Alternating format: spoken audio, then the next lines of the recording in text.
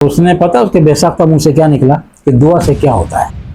حضور علیہ السلام فرمانا ہے کہ دعا سے تقدیریں بدل دی جاتی ہیں، دعا مومن کا ہتھیار ہے، تم کہہ رہے ہو دعا سے کیا ہوتا ہے؟ جب اس نے یہ جملہ کہا تو یقین کریں کہ اس فقیر کو جیسے تن بدن میں آگ لگ جاتی ہے۔ جملہ ہی ایسا تھا، یہ بڑا غلط جملہ ہے کہ دعا سے کیا ہوتا ہے، یہ دین سے دوری کا نتیجہ ہے، اللہ والوں سے دوری کا نتیجہ ہے۔ جو آنا جانا رہے گا تو وہ تعلیمات چلتی رہیں گی، ریفریش ہوتا رہے گا بندہ نا، دور ہٹے گا نا، میں دنیا دار ہی بن کے رہ جائے گا، پھر منہ سے ہی جملے نکلتے ہیں۔ وہ مسیح کے دروازے پر پہنچتا ہے تو پھر پروردگار عالم کی طرف سے اس کی طرف ندا کی جاتی ہے، او بندے نماز ختم کری، یہ ہاتھ اٹھائے، یہ کیا، یہ گئے وہ گئے، اپنا یہ قیام، اپنا یہ رکوع، اپنے سجدے اٹھا کے لیتا جا۔ اگر تیرے پاس ہم سے مانگنے کا ٹائم نہیں ہے تو ہمیں تیرے قیام کا، تیرے سجود کا، تیرے رکوع کی ہمیں کوئی حاجت نہیں۔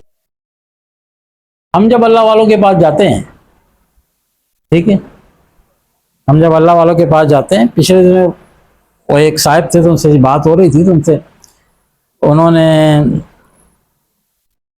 اپنے کچھ ان کے معاملات تھے اس کا ذکر کر رہے تھے، تو کہنے لگے کہ بس آپ مہربانی کریں، آپ مہربانی کریں، یعنی کہ پاؤں پکڑ کے بیٹھ جانے والی بات، بلکہ پاؤں پکڑ بھی لیے انہوں نے، کہ حالات بڑے تنگی میں چل رہے ہیں وغیرہ وغیرہ، بس آپ کچھ کریں، آپ کچھ کریں، آپ کچھ کریں۔ تو ہم بھی دعا کرتے ہیں، آپ بھی دعا کریں، اللہ تعالیٰ سے دعا کرتے ہیں۔ ہم نے کہا ادھر چلے جائیں، عبد الوہاب صاحب کے پاس چلے جائیں، حیدرآباد میں بابا صلاح الدین، ہمارے علاقے میں ہم لوگ خوش قسمت ہیں، بزرگ موجود ہیں، صاحب مزار ہیں، ان کے پاس جاؤ، وہاں جا کے بیٹھو، اللہ کے مقرب بندے ہیں، ان کے پاس بیٹھنے سے اور ان سے دعا کے لیے عرض کرو، بڑے فائدے ہوتے ہیں۔ لیکن وہ کہنے لگے کہ وہ ہم تو آپ کے پاس آئیں، بس آپ منہ سے بس کہہ دیں۔ تو ہم نے کیا کہہ رہے تھے کہ دعا، ہم دعا کریں گے اور مزید اللہ کے پاس جاؤ دعا کے لیے۔ وہ بندے کے دل میں پتہ نہیں دل دماغ میں کیا بسی ہوئی تھی، کیا کہ نہیں بس آپ کہہ دیں نا، کیا کہہ دیں، ہم کیا کہہ دیں، ہم سمجھ رہے تھے وہ کیا کہنا چاہ رہا تھا، بس آپ کہہ دیں۔ ہم نے کہا آخری بات یہ کہ ہم دعا کریں گے اور وہاں چلے جاؤ، ان سے بھی دعا کرا لو، ہم بھی دعا کریں گے۔ تو اس نے پتا اس کے بے ساختہ منہ سے کیا نکلا کہ دعا سے کیا ہوتا ہے۔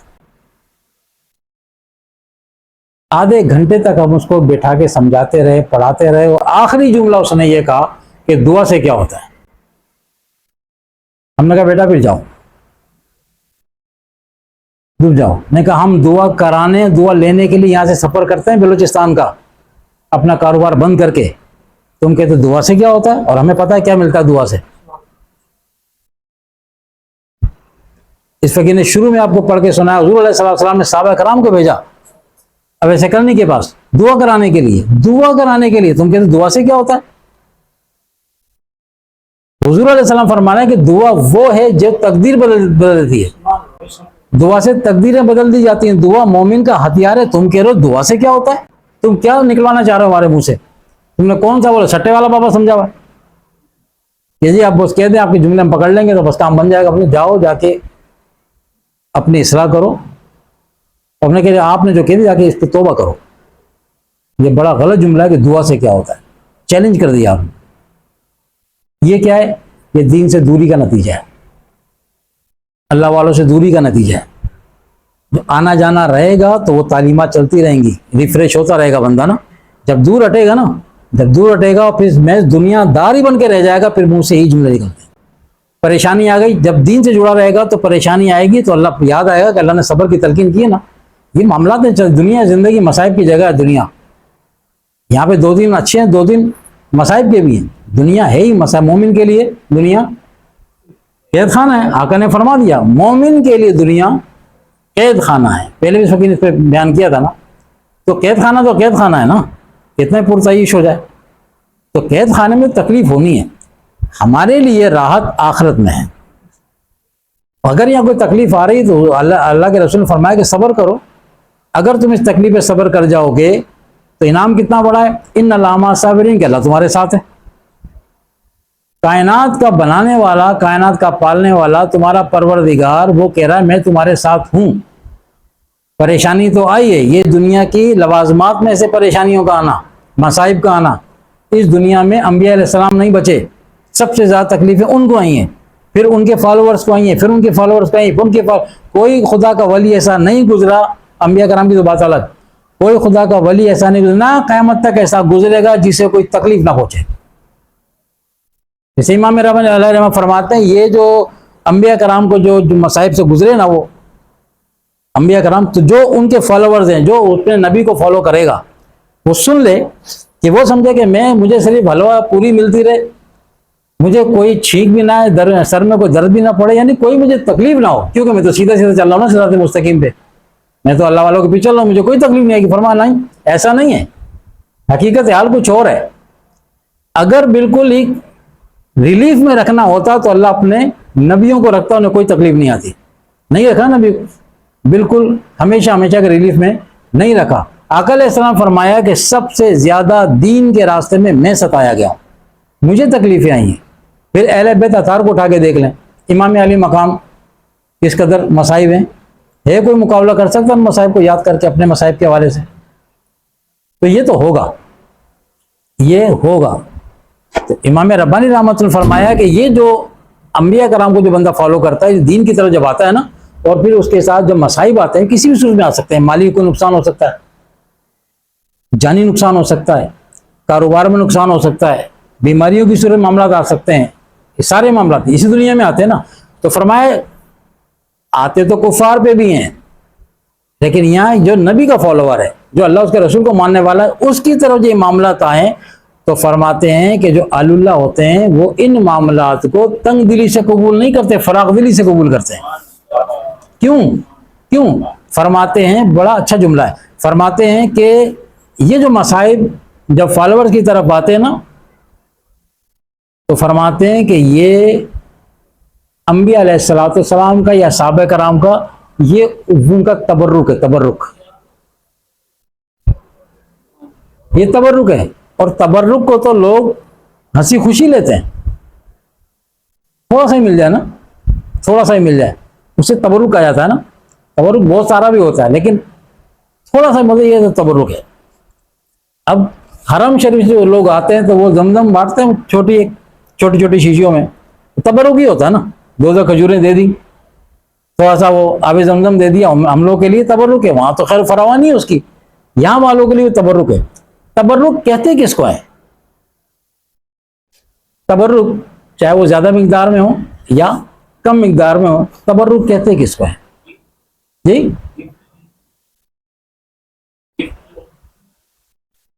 تبرک با برکت سے ہے، اس میں برکت 100% ہے، تبرک برکت والا۔ تو انبیاء علیہ السلام کے پیچھے چلنے والا، ہم اپنے نبی کے پیچھے چلنے والے، حضور سنت پہ عمل کرنے والے، جو حضور کا فالوورز ہے، اگر اس پہ جب کسی کے مصائب آتے ہیں، کسی بھی حوالے سے آتے ہیں نا، تو وہ اس کو امام حضرت صاحب فرماتے ہیں کہ اس کو تبرک سمجھیں، کیونکہ یہ جب اپنے نبی کے پیچھے چلے گا تو اس میں سے اس کو حصہ ضرور ملے گا، جب ان کی خوشیوں میں سے حصہ پائے گا تو ان کے غم میں سے بھی حصہ پائے گا، نہیں چھوڑے گا، اللہ تعالیٰ دے گا۔ تو فرمایا یہ تو نہیں کہ خوشی والی چیز تو لے لو، اور جس غم سے اللہ نے انہیں گزارا ہے وہ تمہیں نہ ملے، ورنہ ہو ہی نہیں سکتا، دونوں تبرک لینے پڑیں گے۔ اور یہاں جب یہ والا تبرک آئے تو یہ فرمایا کہ ہنسی خوشی لینا چاہیے۔ فرماتے ہیں کہ پھر محبوب کی طرف سے محب کے لیے جو کچھ بھی آئے، محب کے لیے وہ اچھا ہی ہوتا ہے، آیا جو محبوب کی طرف سے۔ تو انبیاء علیہ السلام نے ہمیں یہ سکھایا کہ اللہ کی طرف سے سختی آئے تب بھی سر تسلیم خم، یا اللہ میں راضی ہوں، ٹھیک، خوشی آئے غم آئے دونوں حالتوں میں راضی برازہ رہنا، یعنی چیخ و پکار وغیرہ۔ پریشانی والا معاملہ الگ ہے، بشری تقاضے انسان پریشان ہو جاتا ہے، پریشان ہونا اور بات ہے، اللہ کی ذات سے اس مصائب میں مایوس ہونا یہ الگ بات ہے۔ تو مایوسی کی تو گنجائش چھوڑی نہیں نا، اسی لیے اسے مایوسی کو کفر سے جوڑ دیا کہ اللہ سے مایوسی کفر ہے، کفر سے جوڑ دیا جا کے۔ جس بندے نے کہا نا دعا سے، دعا تو اللہ سے ہوتی ہے، انہوں نے کہا دعا سے کیا ہوتا ہے؟ ڈائریکٹ اگر آپ ایسے گھوم کے آؤ، اس جملے کا پوسٹ مارٹم کرو نا کہ دعا سے کیا ہوتا ہے، دعا کس سے کی جاتی ہے؟ اللہ سے۔ اچھا، تمام تر عبادات، آقا علیہ السلام فرمایا کہ دعا عبادات کا مغز ہے، مغز۔ اب بندے کو عقل، اس کے نفس شیطان نے اس کی عقل، اس کی مت ایسی ماری کہ وہ دین کی دوری کی وجہ سے آنا جانا اس نے چھوڑا، تو اس کے منہ سے اب یہ نکلا کہ صحیح دعا سے کیا ہوتا ہے؟ بھائی دعا تو بھلی 2 رکعت بھی پڑھتا نا، تیری 2 رکعت کا مغز ہے، 2 رکعت کا مغز ہے۔ ایک بات اور یاد آ گئی، فقیر عرض کر دے، پہلے بھی فقیر نے عرض کی ہے، شاید وہ ریکارڈڈ بھی ہے، اسی دعا کے حوالے سے حضور غوث اعظم رضی اللہ تعالیٰ سے بات منسوب ہے۔ یہاں فرماتے ہیں کہ ایک شخص جب نماز کے لیے آتا ہے نا، اور تو پروردگار عالم کی نگاہ قدرت اسے دیکھ رہی ہوتی ہے، میرا بندہ عبادت کے لیے آ رہا ہے، وضو کرتا ہے، نگاہ کو اس کو دیکھ رہی ہوتی ہے، پھر حالت نماز میں آتا ہے، قیام کرتا ہے، اللہ دیکھتا ہے، رکوع کرتا ہے، اللہ دیکھتا ہے، سجدے کرتا ہے، اللہ دیکھتا ہے۔ نماز مکمل کرنے کے بعد 2 رکعت 4 رکعت جو بھی اس نے پڑھی، مکمل نماز کرنے کے بعد فرماتے ہیں کہ جب وہ نماز مکمل کر لینے کے بعد اب عجلت میں، عجلت مانا جلدی میں، دعا نہیں مانگتا۔ دعا یہاں دعا نہیں مانگنے سے مراد کیا؟ ہم بھی ایسا کر رہے ہوتے ہیں نا، نماز ختم کری، یہ ہاتھ اٹھائے، یہ کیا، یہ گئے، وہ گئے، یہ کرتے ہیں، یہ ہاتھ اٹھا کے ایسے کر لینا، یہ اللہ تبارک و تعالیٰ کی وہ بے نیاز تو وہ ہے، ہم بے نیاز بن رہے ہیں، یہ کیا انداز ہے؟ تو فرمایا جب وہ اس طرح کرتا ہے نا، اجلت پسندی کا طریقہ اختیار کرتا ہے، اور جب اٹھ کے چلتا ہے تو پروردگار عالم کی نگاہ قدرت پھر اس کو تک رہی ہوتی ہے کہ تو نے میرے کہنے پہ عبادت کی مزدوری کر لی، ٹھیک ہے، اب اجرت دینے کا ٹائم تھا، لیکن مجھے مانگنا پسند ہے کہ بندہ مجھ سے مانگے، ٹھیک۔ اب جب مانگنے کا وقت آیا، کیونکہ مانگنے میں کیا ہے؟ عاجزی ہے، اللہ کو عاجزی پسند ہے، بندے کی طرف سے عاجزی جاتی ہے نا، اللہ کو عاجزی پسند ہے کہ بندہ مجھ سے مانگے گا تو میں دوں گا اس کو۔ اب بندے نے عبادت تو کی، لیکن اب تھا عبادات کے محض کی بات، وہ دعا ہاتھ پھیلا کے، سر جھکا کے، اپنی عاجزی انکساری کا اظہار کرتے ہوئے اس سے مانگنا تھا، وہ تو پہلے ہی دینے پہ تیار تھا، وہ تو قرض کسی کا رکھتا ہی نہیں ہے۔ جب فرماتے بندہ اٹھ کے چلا اور مسجد کے دروازے پہ پہنچ گیا، تو ایسا فرماتے ہیں حضور سے غوث اعظم فرماتے ہیں کہ جب وہ مسجد کے دروازے پر پہنچتا ہے تو پھر پروردگار عالم کی طرف سے اس کی طرف ندا کی جاتی ہے، او بندے، او بندے، اپنا یہ قیام، اپنا یہ رکوع، اپنے سجدے اٹھا کے لیتا جا، اپنی نماز اٹھا کے لیتا جا، اگر تیرے پاس ہم سے مانگنے کا ٹائم نہیں ہے تو ہمیں تیرے ان قیام کا، تیرے سجود کا، تیرے رکوع کی ہمیں کوئی حاجت نہیں ہے۔ اللہ کو کوئی حاجت نہیں ہے ہماری نماز کی، ہم نہیں پڑھتے، اللہ کیا نقصان ہے؟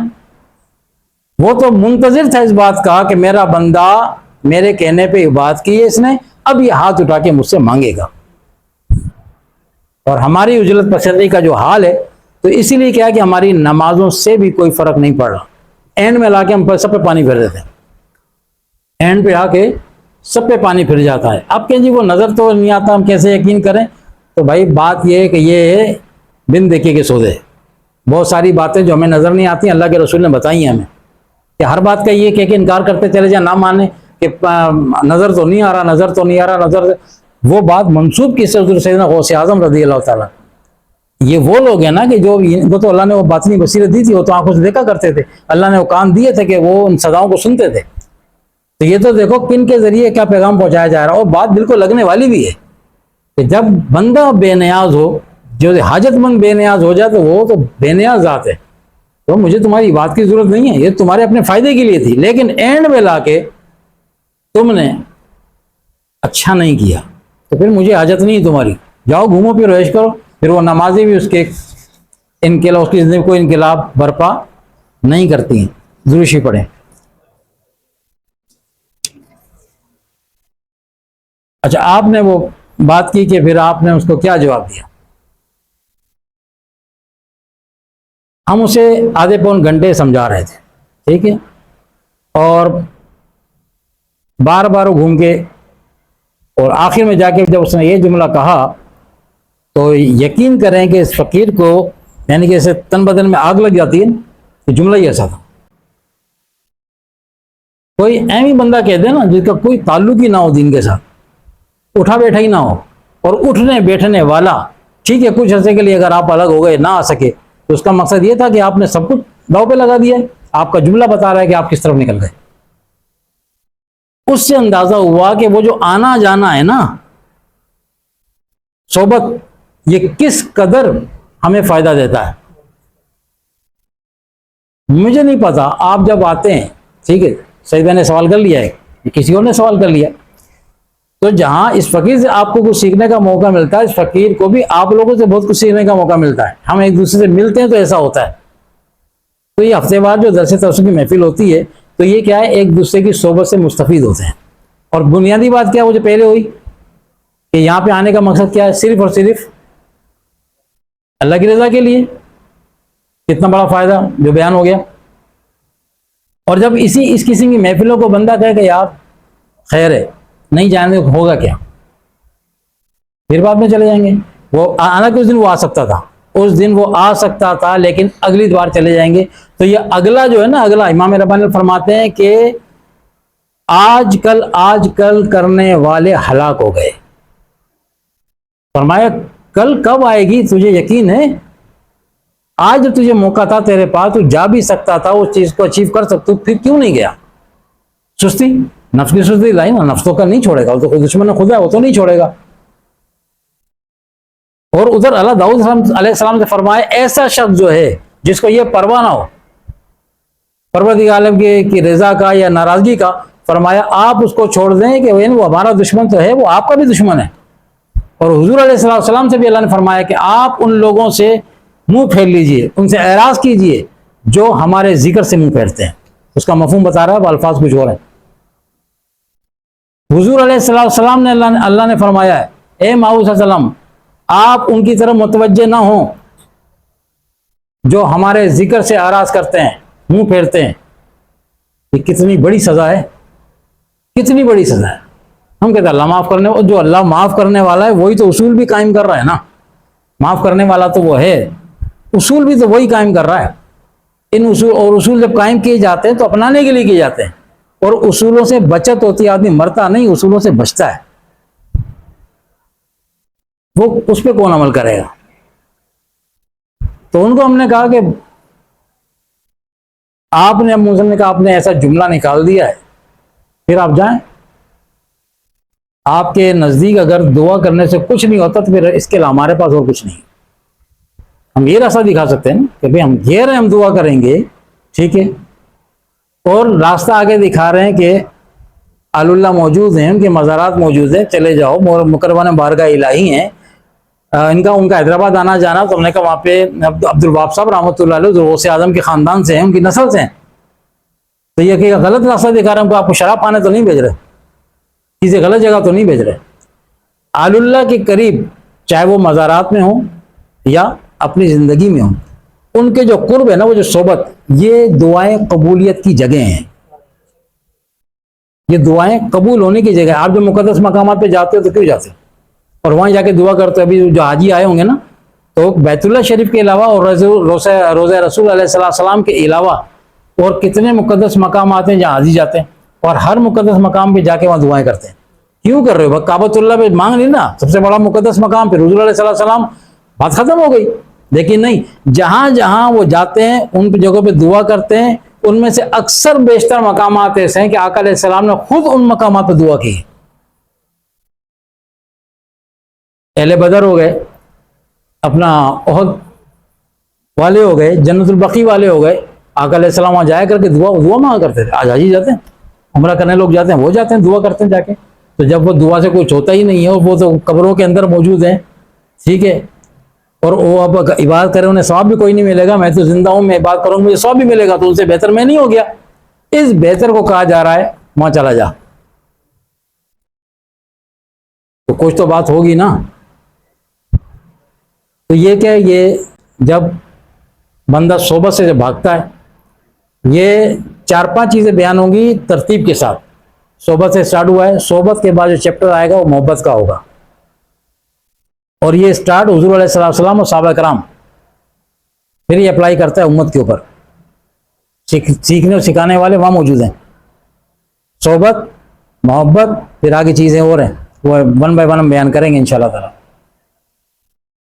تو صحابہ کرام صحبت میں, حضور کی صحبت میں آ کے ہی صحابی بنے ہیں. لفظ صحابی نکلا ہی صحبت سے. لفظ صحابی نکلا ہی صحبت سے. اللہ تعالیٰ نے انہیں لفظ صحابی سے یاد کیا ہے, اصحاب سے یاد کیا نا, اصحاب نبی. کسی اور کوئی اور جملہ بھی ہو سکتا تھا, کوئی اور ورڈ بھی آ سکتا تھا, لیکن حضور کی صحبت کا شرف یہ ہے کہ وہ لفظ اتنا اعلیٰ ہو گیا کہ اب حضور کی صحبت میں بیٹھنے والا کون؟ صحابی. اب اس صحابی کو قیامت تک کوئی نہیں پہنچ سکتا, چاہے وہ اویس قرنی ہی کیوں نہ ہو. اویس قرنی اور ادھر بلال حبشی رضی اللہ تعالیٰ, وہ تو غلام تھے. حضرت بلال حبشی سے بھی نیچے کے اور صحابہ کرام ہیں, لیکن فرمایا کہ حضور کے صحابی کے ادنا درجے کو بھی اویس قرنی نہیں پہنچ سکتے, جبکہ اویس قرنی رضی کا مقام مرتبہ حضور نے صحابہ کرام کو بھیج کے امت کو بتا دیا کہ انہیں عام نہیں سمجھنا, وہ خاص ہیں, لیکن یہ خاص الخاص ہیں. اہل بیت اور صحابہ کرام یہ خاص الخاص ہے. تو ہم نے ان کو یہ جواب دیا تھا. میں نے پھر ٹھیک ہے, اگر آپ سمجھتے ہیں تو جاؤ, جا کے اپنی اصلاح کرو, پھر ہم اس کے علاوہ ہم اور کچھ نہیں کر سکتے. اصل میں آپ کو بتاؤں وہ کیا ہے, وہ ان کی ضد تھی نا, وہ جو سوئی اٹکی ہوئی تھی کہ بس آپ کہہ دیں کہ جاؤ تمہارا بیڑا پار ہے. کرنا کچھ نہیں ہے, نہ نمازیں پڑھنی ہے, نہ حلال حرام کی تمیز کرنی ہے, بس آپ کہہ دیں مجھے کہ آپ تمہارا بیڑا پار ہے, بیٹا جاؤ آج سے تمہارا بیڑا پار ہے, بس میرا کام بن جانا ہے. میں نے کہا اس دھوکے میں ہم رکھتے ہی نہیں کسی کو. تعلیمات ہے ہی نہیں ہماری, ہمارے بڑوں کی نہیں ہے تعلیمات. آؤ عمل کی طرف آؤ, عمل کی طرف آؤ نا. یہ تو نکمہ بنانے والی باتیں, کچھ کرو نہیں کرو بس بیڑے پار. پتہ نہیں وہ کس کے بیڑے ہیں جو ایسے ترتے رہتے ہیں. ترتے نہیں ہیں, ڈوبتے رہتے ہیں. نماز پڑھو نہیں پڑھو تو یہ وہ لوگ کہتے ہیں جو خود ہی عمل نہیں کر رہے ہو تو وہ تمہارے ایسے بیڑے ترائیں گے. الحمدللہ یہاں ڈوبے ہوئے بیڑوں کو ترایا جاتا ہے, یہ باتیں نہیں سکھائی جاتی. بہرحال اللہ تعالیٰ ان کے حال پر اور ان جیسے جو بھی حضرات ہیں ان سب کے حال پہ اللہ رحم فرمائے. کاش کہ وہ صحبت کے فیض و برکات کو سمجھتے تو کبھی یہ جملہ منہ سے نہیں نکالتے.